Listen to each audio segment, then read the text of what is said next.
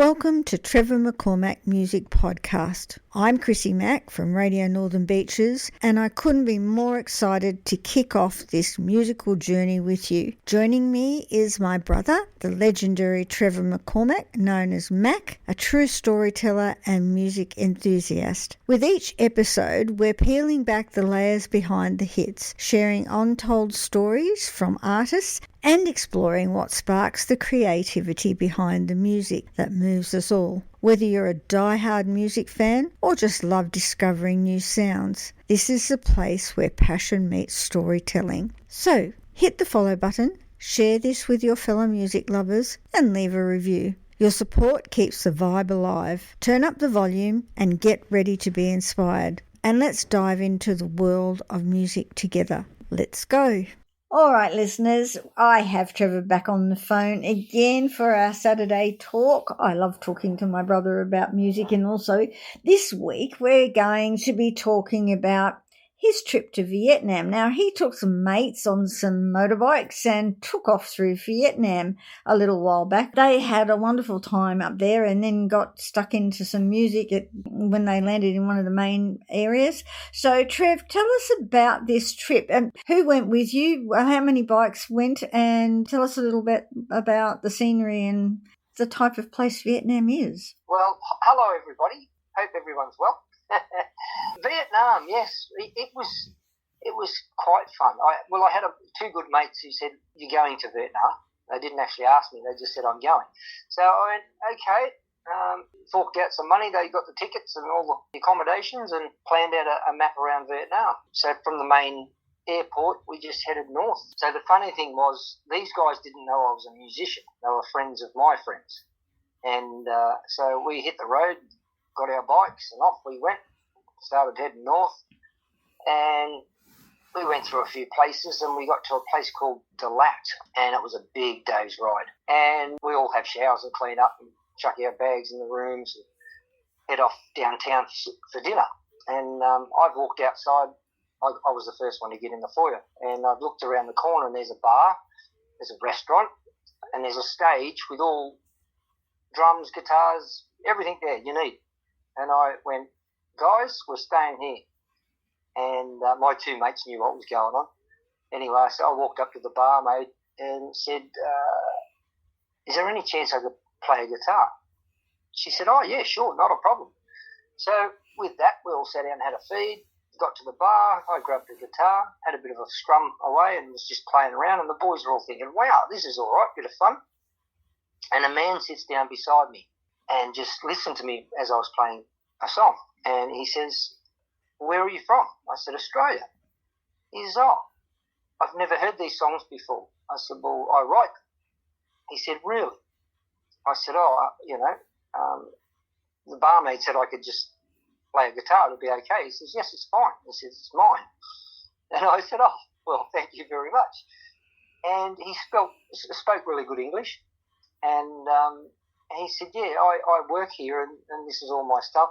I'm not sure whether he said he owned the place or he just worked there, but he said, "Do you mind if we hop up on stage and I'll play with you?" So he grabs a bass guitar and starts playing, and I'm playing my guitar, or his guitar, and we're all mic'd up and plugged in, and we're having a great time. And the boys are having a good time. Well, I didn't realise, but he rang everybody in this time and told them this is an Australian singer-songwriter in this place. And with that, we packed the joint out. A drummer walks up, couldn't speak a word English, bows to me, puts his hands together and bows to me and points towards the drum kit. I said, "Yes." So he jumped on the drum kit and he starts playing drums. Now I've got a drummer, a bass player, I'm playing guitars, and we had a ball. So all the guys, to their surprise, was, "Wow, where did he come from?" It was a bit of fun. So that kicked off our trip. So everywhere we went from then on, if anyone had a guitar anywhere, they'd grab it and give it to me and make me sit down and play it. So we did that all through Vietnam, which was a lot of fun. Okay, so you got on your bikes and you went. What was the countryside like? What was the road? Were there roads? Were there tracks? What? Well, the first thing which surprised me, I'd never been overseas, and we got to the airport and we hopped out, and all I could hear was horns, and not just one or two, like millions. And we couldn't believe the noise of all these horns. Everyone's bipping everyone, and that's apparently so they're behind you or beside you. They bip a horn, and just millions of motorbikes. And as we hop on a bus and head off to the first accommodations, there was things people were carrying on these little scooters that you could not just even imagine you could even put on. We would never attempt it here, but they were carrying like air conditioners, fridges, massive big rolls of bales of hay. There was 6 kids on a motorbike, mum, dad, couple of kids. It was just incredible how they get around. Yeah, I've seen that sort of thing in Bali when I was there many years ago. In fact, I actually took some photos. We took photos. I think we took a million photos of people carrying pipes and you name it, just things you just went, there is no way in the world I could even balance that bike to carry this. And there they are, just throw it on the back and they go. It's an incredible technique to balance something like that on a bike. Oh, yeah. It was unbelievable. But it was a lot of fun to watch, and to get used to the traffic was a bit of a skill. I had no real problem with it. A few of the boys got a bit scared, and even to walk across the road, they felt like they had to run because they might not make it. And that's a bit threatening. We were sitting up on the balcony and we were going, watch this little old lady cross the road, a massive road with just wall-to-wall traffic. There was no spaces. And she just stepped off and just walked straight through the traffic. And it was like you put a stick in a river full of fish that were swimming past, and they just go around the stick. That's what it was like. And I said, watch the locals, do what the locals do. Yeah, but you'd probably get knocked flying. They tried running and they nearly got killed. Oh, my God. So it was a bit of a musical travel, and it was a bit of daredevil stuff. And, yeah, we learnt real fast, very fast. The roads some of them are just dirt tracks. Their main highway is just one big, wide, massive, like probably 4 or 5 lane highway, but it's just dirt and bumps, and people drive anywhere. So the main thing we were told was just avoid anything big like buses and trucks. If you see one, just get out of the way. Well, that's pretty good advice from what I can gather. So, and you can park anywiermostly in the foyers of the places you stay. In the foyer of a place? Front door and park them all inside. Seriously? Yeah, seriously. I've never seen that. It was unbelievable. It was a great trip. So, but musically, it was great to play in another country. They're just so friendly and kind and happy. Some of them have got nothing, and they'll sit you down. Like I played a guitar and they started feeding me and they started giving me beers, and I'm going, no, I'll pay. No, you play music. So that was sort of the trip all the way around. That sounds like you had a bit of fun. So when you travelled along, how many places did you actually stop at? Were they towns? Were they just little shacks? Or what? Give us an image of the actual area. But they were all sort of little country towns up in the high country. It was more countryside, and it was to meet more of the local people. Like we'd go to a house and it'd be like a restaurant. They'd sit you down at a table in their own house where they lived. And we used to eat in places like that. We had a guide that knew all the locals, and we just did that sort of tour. And he just said, look, follow me.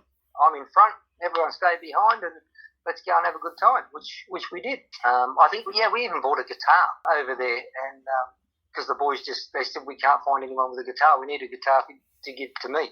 So we all chucked in and bought a guitar. And that was a bit of fun. So what type of guitar was it? I couldn't even tell you what brand.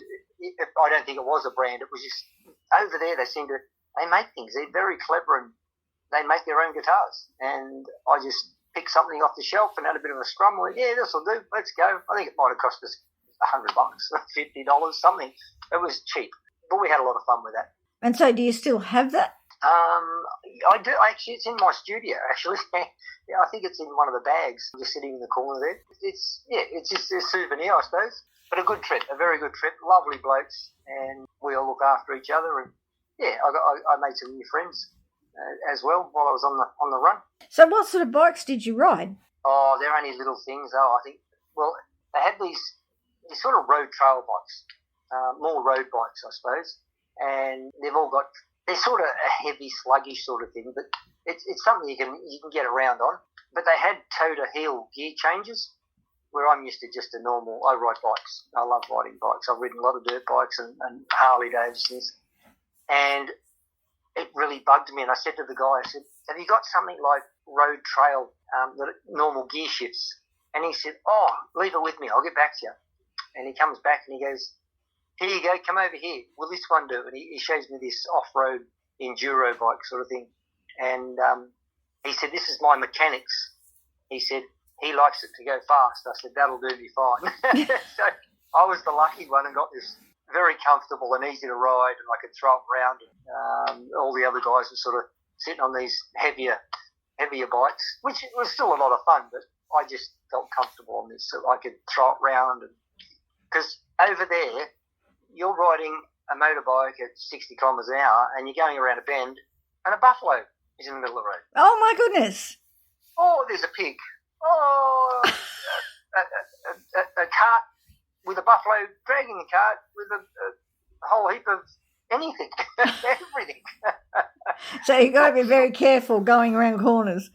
So the surprises you get, it's a bit of a laugh. But as I said, I've ridden bikes all my life, so, and the guys, they ride as well. So it was just we had just a laugh. It was a lot of fun. Great people, great food. When we got right up to the top, up north, they've got all these mountains that come out of the water, and you'd swear to God, there's at any minute now there's going to be this dragon just fly out and around. It looks that prehistoric. It's amazing. So going back to the music, what did you play? Well, it's actually on YouTube. I think I played a couple of my songs. I can't even remember now. It's a little while back. But my friend actually videoed it, and you'll find a clip of me in Delat singing some of my songs. Now, I keep asking you about the countryside, but you haven't told me what sort of countryside was it? Were there trees? Were there palms? Were there ordinary trees? Like you said, there were tracks, but what sort of countryside was it? Well, you got to remember now, I was riding a motorbike, and they go really quick, and you got to really keep your eye on the road. Sometimes I didn't get to look around too much. I was too busy looking for big animals on the road. And big holes in the road or something coming at you. Yeah, and trucks and buses and everything. Things come off the side of the road out of the country and it just surprises you. But the countryside is beautiful, and I did have a good time, and the people were so friendly and caring. And I am going to have another trip, I think, over to Thailand next, which I've heard is absolutely gorgeous. So, and I will do the same thing. I'll probably take the guitar and I will play everywhere and anywhere I can, and we'll get as much footage as we can as well. Oh, that'd be great. So I'm hoping to do that in the next 6 months. I don't remember if I told you or not. We have had a big weekend, or we're having a big weekend down here at the moment. We've got the Northern Beaches Music Festival on, which runs for 2 days. I wanted to be down there for that one, but I did an earlier trip, so... Yeah, well, it probably was better that you did because we are so flat out. So I've been emceeing on the stage and live streaming on the radio, all one particular stage. So we've been having a bit of fun there. Well, I'd like anything I can look at. I'd love to see all that and see, because I'd like to come down probably next year and be part of that one. Yes, I think they'd really enjoy that. I think you'd rock their world. That's the idea. Have some fun, everyone dancing. Let's we'll make them cry over a nice ballad. Before we go, you said something about you had made some changes to a couple of songs that we're working on. Oh, yes. I just made them better. So I felt one of them was missing just needed one more verse tucked, which I've done. And I think all the songs now that we've written as well, because you got your name on a couple of those. I think they're ready to, actually let loose. So I can't wait to hear them. I really can't wait to hear them because you've refined them since I last heard them. Yep, and that's what I do. I'll go over it and over and over, and I'll think it's good, but how can I make it better? And I do that with every song. And it could take a year, could take a week, could take a month. So I think they're pretty close. So I'll go and test them on a few people, friends of mine, and we'll see what happens. I can tell by their reactions straight away. Yeah, I've noticed that as soon as you start a song, like people's ears prick up, and then all of a sudden they're just bopping and dancing and really enjoying the music. So I love that about the way that you put it out there when you're at a bar or a pub or an RSL. Yep. Even, as I said, just sitting around mates or a few friends or people just on the street, if you have a little bit of a busk here or there, straight away I look for the finger tapping first or the foot tapping under the table, and I go, gotcha. That's all I need. One person tapping. I've got a good song. And away they go. Yeah. Terrific. All right. Well, I'm going to let you go, and I'll catch up with you next Saturday.